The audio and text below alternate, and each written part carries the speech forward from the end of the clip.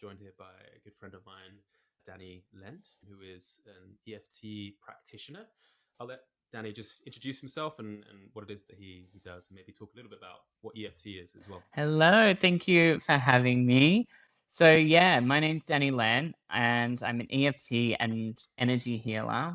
I was been on my spiritual journey the last 4 years and I tried basically every modality. I've tried almost anything and EFT was something that just stuck with me. I was like, this is so tangible. This is so relatable. This is something that I can actually use and get almost immediate shifts in my energy. So if you've never heard of EFT tapping, it stands for Emotional Freedom Technique, and it's basically the stimulation of acupressure points with the verbalization of an issue. So you're tapping on these meridian points in your body. It's very similar to the meridians that you would use for acupuncture, but you don't use a needle. So it's basically emotional acupuncture.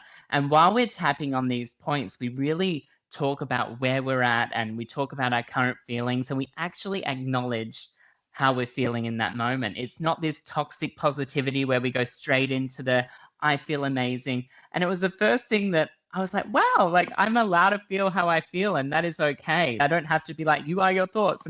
And the first time I ever did this technique, it was with a lady in Melbourne. And I just tapped on dealing with difficult clients in a hair salon because I've been a hairdresser for 12 years. And I went back into the salon a completely different person. I was like, okay, there is something here.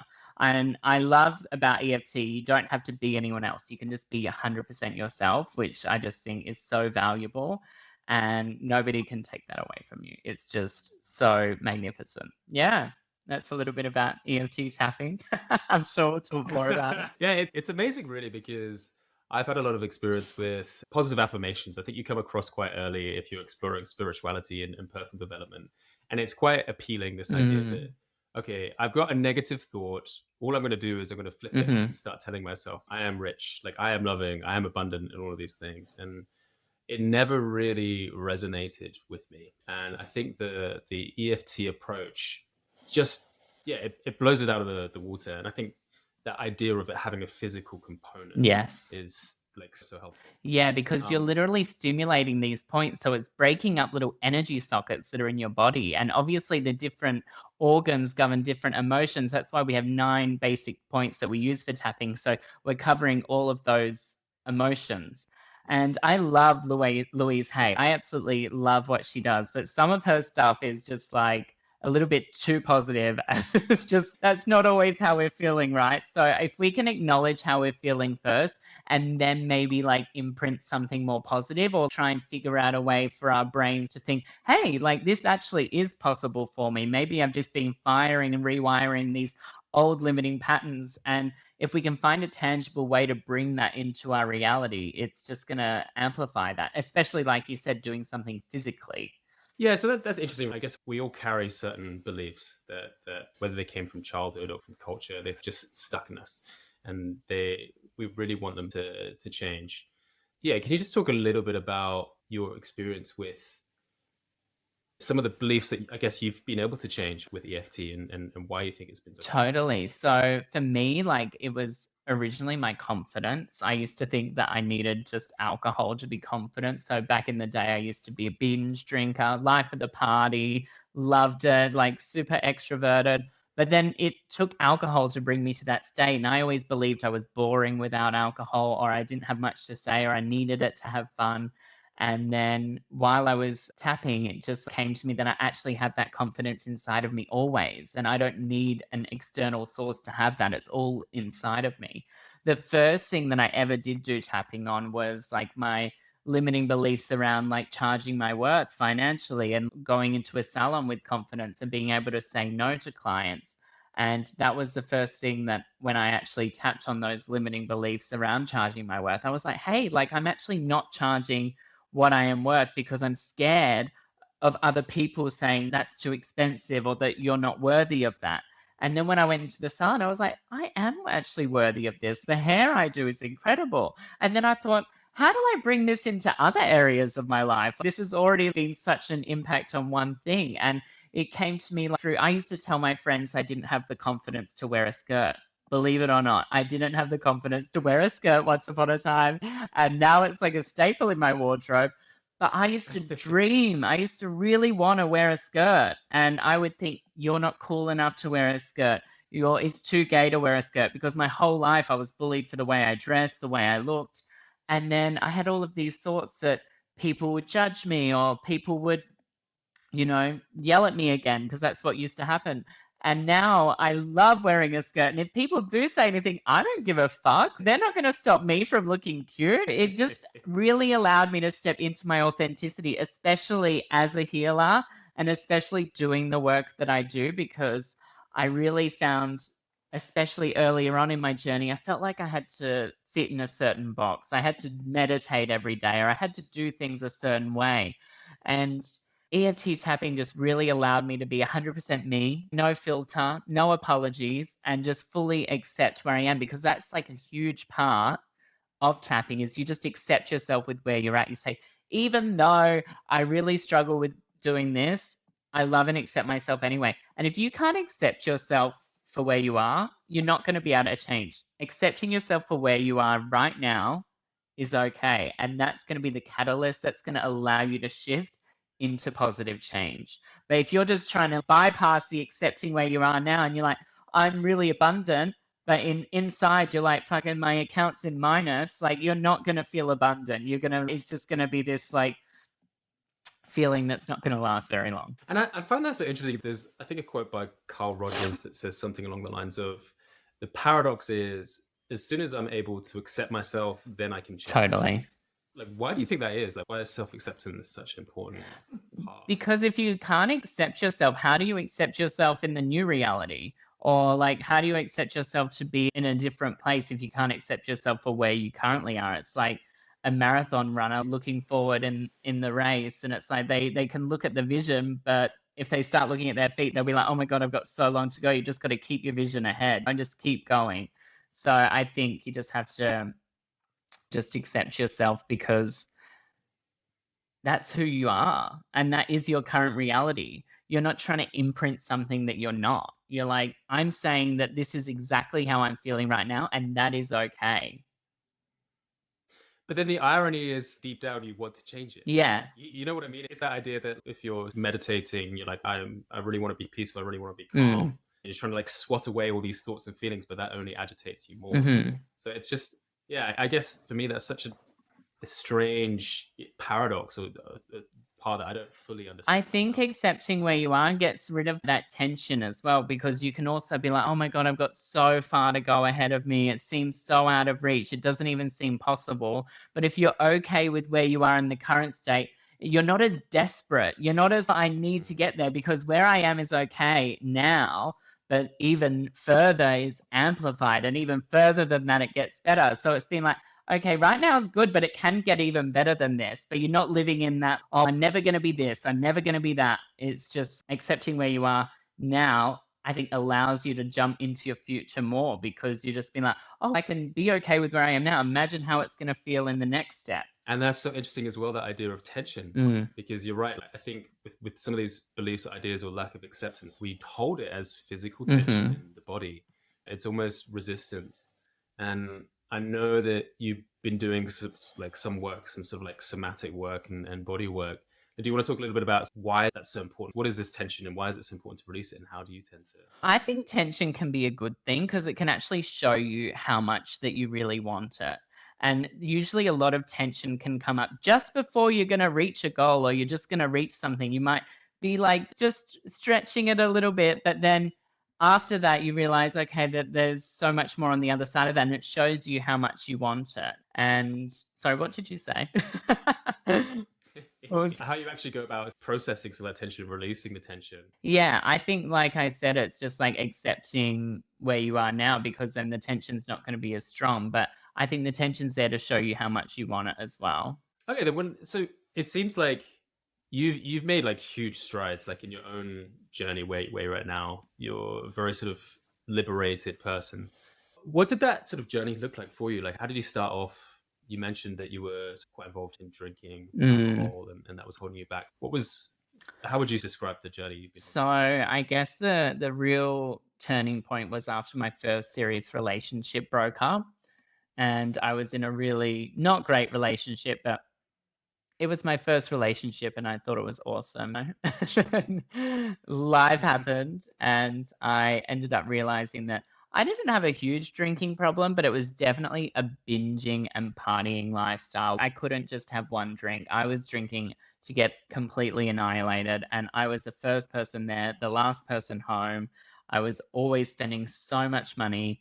And after this breakup, I remember I had a huge night out with my friends. We did a bunch of ketamine and drugs. And I woke up on my friend's couch and I thought, this is enough. I can't actually physically do this anymore. Something has to change because where I am right now is it's not serving me. I felt broken and my skin and my body was reacting to the way I was treating it. I was constantly broken out in red rashes and I was always sick. Like I was honestly like always had like tonsillitis or something else. And I thought this isn't like the way it's supposed to be. So then I actually started my healing journey and I saw a Reiki healer first. And that was like so profound for me because I think I was obviously naturally really receptive to the energy. And that was my first healing I ever had. And I was like, what just happened to me? So then I started meditating and I went on my journey with yoga and meditation. And then I decided actually January of 2020, I went completely sober. I was like, I actually realized I couldn't just have one drink. I had to fully party. And I was like, I don't want to every time I drink get completely drunk. So I was like, I'll go sober for a full month. Ended up being 3 months. I went fully sober for, ended up being 2 years. But I think it was about March 2020. It was just around the COVID time. My knee just flared up. I had so much inflammation. My knee was like swollen to the size of a grapefruit. And I was like, oh my God, what the fuck? And I just think it was my body just being like, because I was finally not drinking, it was like my body just crying out for, what the fuck have you been doing to me? So then went on this massive healing journey. When I moved back to Perth, I just felt like I had to move home and be with my family, which turns out to be the best decision I made. And then I just really just delved so deep in. I've hired like holistic coaches and life coaches, and I just went so far into my healing journey that way. And I ended up like doing things completely my way. I tried healing my knee the natural way. It took over a year, and doctors were saying I needed to have this medication and these surgeries and do these things. And I knew in my body it was just a full body no. Against my whole family and friends, I spent 3 months alone. I barely saw anyone. I fasted, I juiced, I detoxed, and I almost completely healed my knee naturally within 3 months. And then I was like, okay, like you're onto something. You don't have to listen to anyone else. So then I actually started, I was learning Reiki and stuff at the time. I started doing healings on other people. And I realized I was actually quite gifted. I was like, okay, wow, there's actually something here. And then I found tapping, and then tapping was something I really just felt was so tangible for me to use very frequently. And it was a healing modality that's almost a little bit fun. Yeah, so I Mm. found it really fun and playful, which I thought, "Hey, that's like my vibe." So yeah, and then that's how I developed more on authenticity and stepped into my healing even more.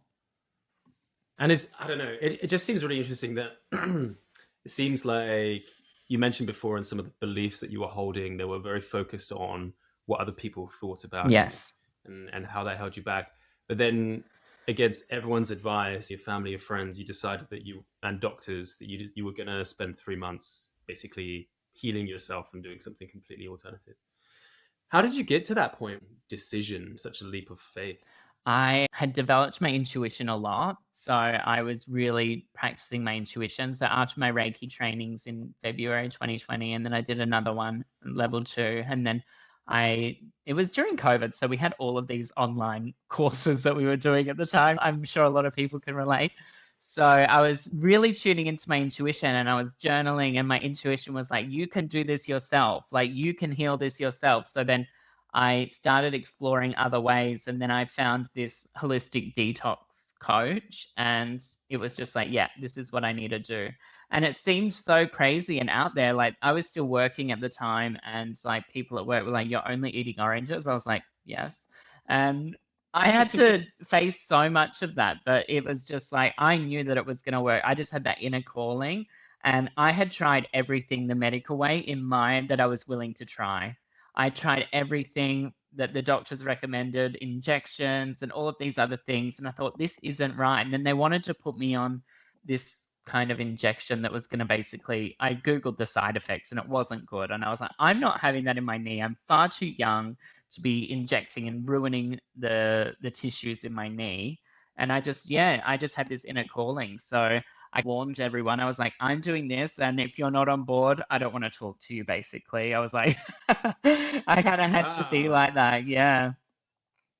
And was that the case? Did you have There to was a couple of sort of? friends that were really upset because they had the expectation of me of always being the life of the party, of always wanting to go out drinking, of always wanting to keep going and partying. So there was definitely a few expectations from some friends that they were upset with me because they were like, "You've changed, you're different now." And they couldn't understand where I was coming from, that I was actually trying to do something for my own health. They thought it was me offending them, but I couldn't be going out till 11 o'clock at night when I was only drinking water. That just isn't that wasn't on the radar. I think that was a tough pill to swallow. But I also did have friends who came back maybe a year or two afterwards and they said, I didn't understand what you were doing at the time, but now I get it.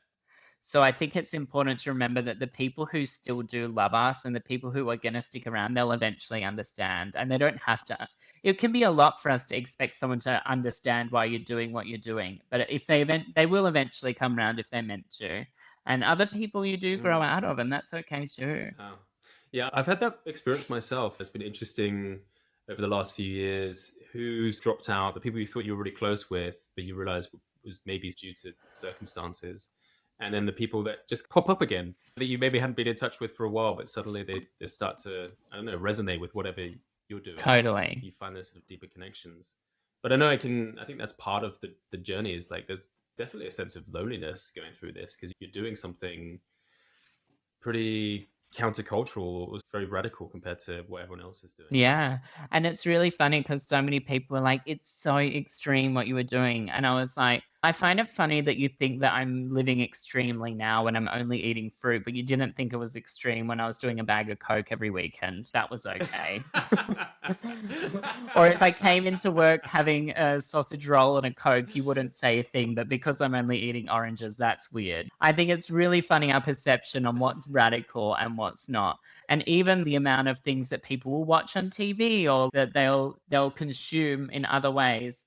It's funny that's not radical, but actually eating fruit and vegetables seems to be the most radical thing that you could do, right? I wonder if there's a part of it which is by you changing your lifestyle, whether it does offend others because it's suggesting that they're doing something wrong. You hear about that there's a term, I think, of woundology, Yeah. where like when someone starts to heal or say that there's a group of people who are overweight and one person starts to lose weight, the others will start to try and pull them back Oh, because they don't want to do 100%. that. Yeah, because people would say to me, "When did you get boring?" Or, "You used to do this. When did you get boring?" And it's just because they couldn't imagine not doing it. So then it's all like this defense mechanism. They automatically get defensive.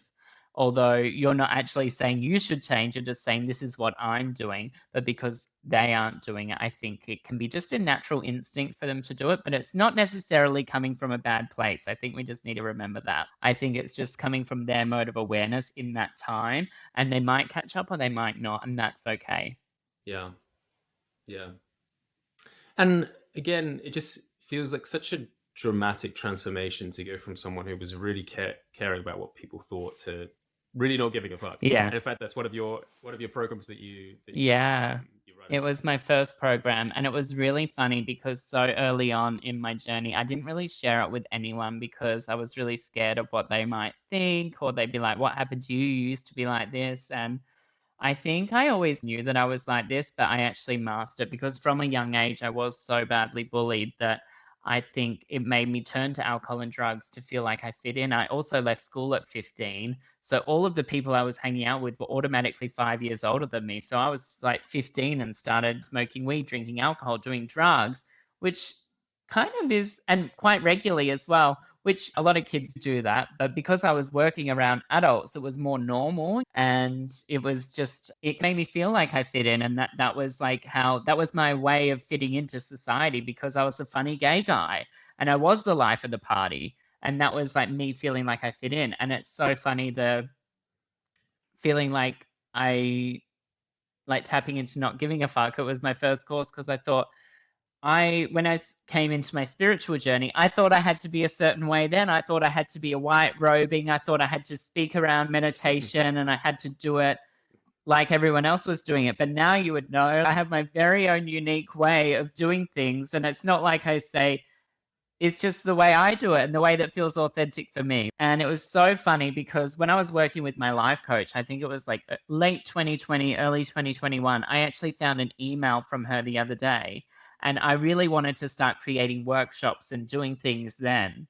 And it was basically, we tuned into like why I'm currently not doing it. We did a lot of intuitive work together and we tuned into why. And it was like, because I didn't feel ready. I didn't feel like I was good enough. I felt like people cared too much, etc. But then when we tuned into the vision, and it was so hilarious when I read this, because I was like, wow, she was spot on. Like we tuned into the vision and she was like, you don't give a shit about what other people think. You just share what you want to share and you do it your way. And I only read that 2 to 3 weeks ago. Oh my God, like that was literally like, because I obviously I've not always been like this. It's definitely an evolution. And some people who might start following me now or see what I'm doing now, I get it all the time. It's easy for you. And it's no, it wasn't easy for me originally. It's taken a lot of time and a lot of work to eventually be so comfortable with myself that I can express myself and share it in a way that's authentic. And now this is what I work with my clients all the time because especially in the age of social media, like you have to stand out, you have to do things your way, and people can smell authenticity a mile off just as much as they can smell a fake. And if you're like doing what everybody else is doing, it just falls on flat ears. Mm, yeah. And it's interesting, it seems to be quite a common pattern that like your biggest wound ends up being your biggest gift. Yes. So it seems like for you that big wound was around like what people thought about you, and now you've broken free from that and you're basically sharing that with everyone else. Yeah, exactly. And it's obviously that's the introduction, tapping into not giving a fuck, but then working with people one on one, it goes so much more. And it is hilarious the people that you attract because they're just reflecting the stories that I used to tell myself. So you really can help Mm. people with your biggest wounds. Yeah. Especially early on in your journey. I do think as you move on progressively, you find ways of teaching things that are more objective. But I think definitely in the early stages when you're stepping into becoming a teacher or doing your first courses, it's so important to share your story. And I think that a lot of people can be it's really vulnerable, but it's also so many people can hear it and relate so much to it. Yeah, and it's something I'm exploring myself really, is just the journey I've been on and thinking about where was I 4 years ago and how can I, if I consider myself having like walked through this valley to get to the other side, like how can I build a bridge? And one of the areas that I find particularly interesting is this idea of intuition and feeling, which for me was like just a big block. Like I honestly did not have a connection to body awareness until a few years ago. So if I was having a feeling, I didn't actually realize there's a physical sensation, Mm, that correlated with it. If I was sad, it wasn't like I felt sadness somewhere in the body. It was really just like thoughts of sadness. I'm so sad. Why is this happening? Blah, blah, blah. And it really blew me open to discover that like I'd been living so much in my head. yes. And you've mentioned a few times that for you, a big part of your journey has been intuition Hmm. and developing that. And I'd love for you just to, yeah, explore what that means to you and how you've gone about that. I actually did a course and it's not woo at all. It's the most tangible way for you to connect to your intuition. It's incredible. It's basically just like dropping into a mini form of meditation, but once you have learned this specific technique, which will take me a long time to describe, I'm going to create my own course one day, bit of a plug. But basically, once you know how to do it, you can drop in almost instantly and you can tune into like past versions of yourself. You can tune into future versions of yourself. You can tune into the current reality and then the bridge of how you're going to get from where you are now to the new reality. So I worked with an intuitive life coach. So we did a lot of this work together where everything that we were working on, we would tune into the victim. So we would tune into my victim of how I was feeling about a certain thing. And then we tune into the greatness. So we're always seeing both sides of everything. And it's a really fun way and really tangible for you to just use it in your life. And I started using it in my Reiki healings. And because then it opens up your senses to different things. So for me, I'm very clairvoyant. So when I'm doing healings on other people, I'll see a vision, and then it's just learning how to unpack that vision for your specific client.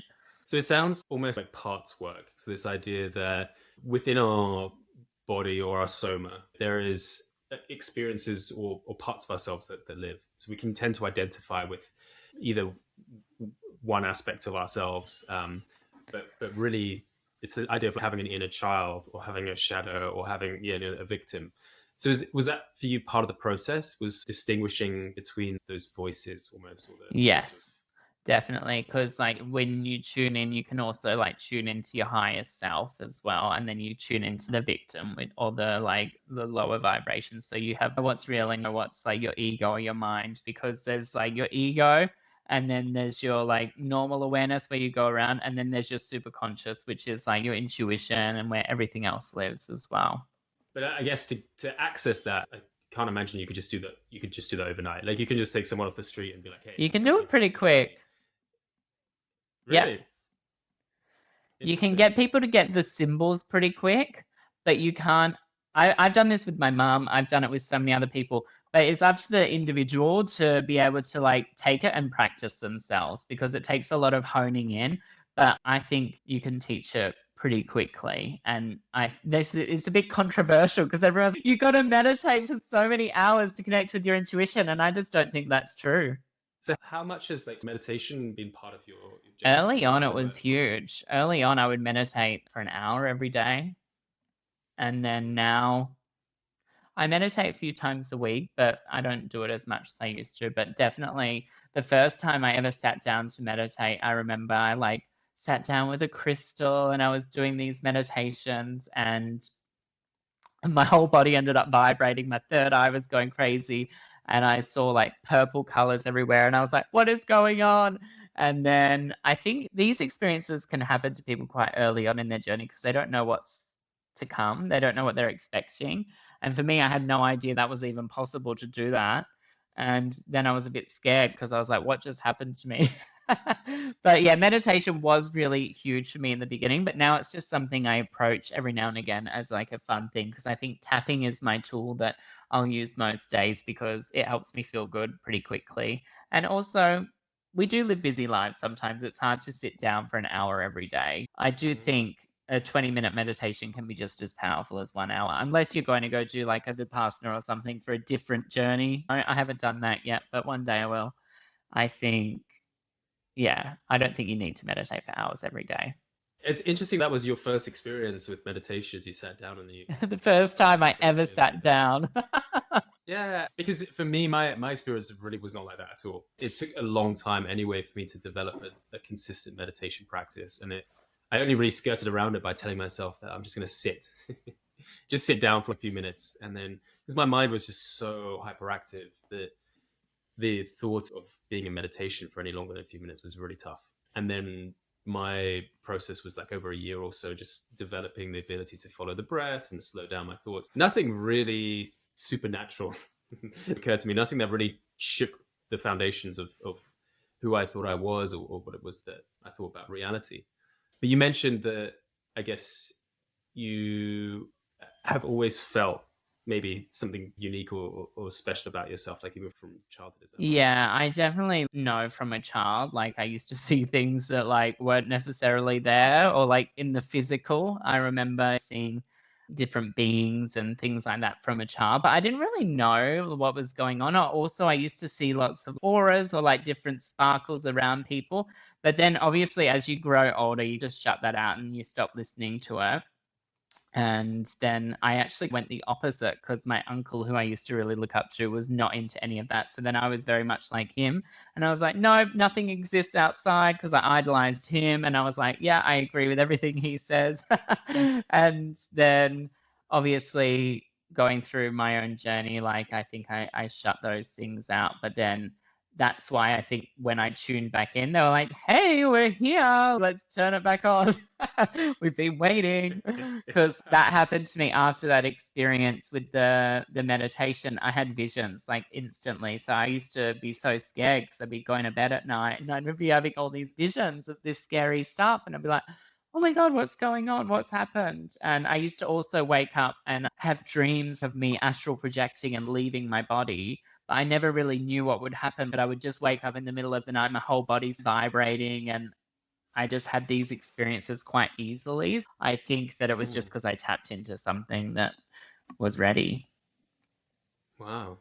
And as a child, like how was your sort of family and friends reacting to that? Did you ever I didn't share really share anything with anyone. I just kept it to myself because I guess at the time I just thought it was normal. Yeah. it? Yeah, that's it's such a wild experience.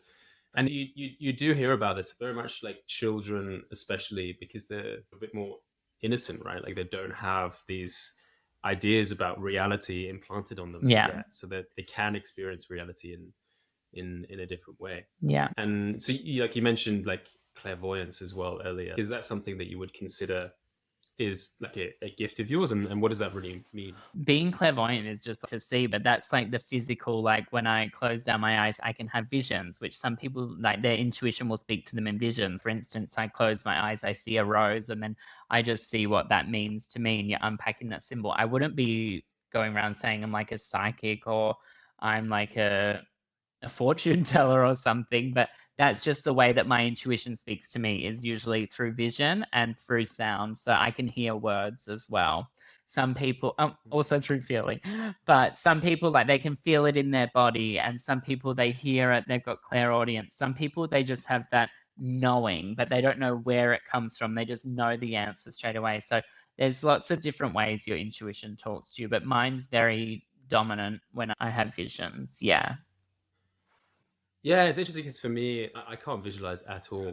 But my intuition, the only way I can really describe it is like it just feels like this tug, this sort of pull towards something. So I guess it's much more of a visceral, felt sense. Yeah. I Um, think that's called like claircognizant, which is just that knowing. yeah, And yeah, it and it's doesn't, yeah. interesting. It just feels like everyone has their own personal just way of being, Yeah. like whatever it is that they're sensitive to in terms of like how their mind works. For me, aphantasia and the inability to visualize only was something I uncovered a few years ago. And as I've discovered that and spoken to more people, I've realized, oh, it's actually quite widespread. Yeah. So, what are your thoughts in terms of like intuition and they talked about the higher self and all of these, I guess, concepts that could be considered a bit more out there? Do you feel that's something that everyone can honestly tap into, Yeah. or do you think it's just like people born with It's like going to the a certain gym. gift? It's like a muscle that you can flex and you can invite it to work 100%. I've had clients that say they don't have an intuition, and then by the end, they're like, okay, maybe I do. I've had friends that have said that I don't have an intuition. I'm like, yes, you do. Everyone has one. It's about tuning into that voice and learning to know the difference between your mind and your intuition. And actually, yeah, that knowingness, it comes over time. It takes practice. Some people, they might hear something and then not trust it, and then they go for something else. But you should always trust that first thing. What does it actually mean? That's the thing. There's something very curious about intuition, like this sort of knowing, this guidance. But what's your take on it?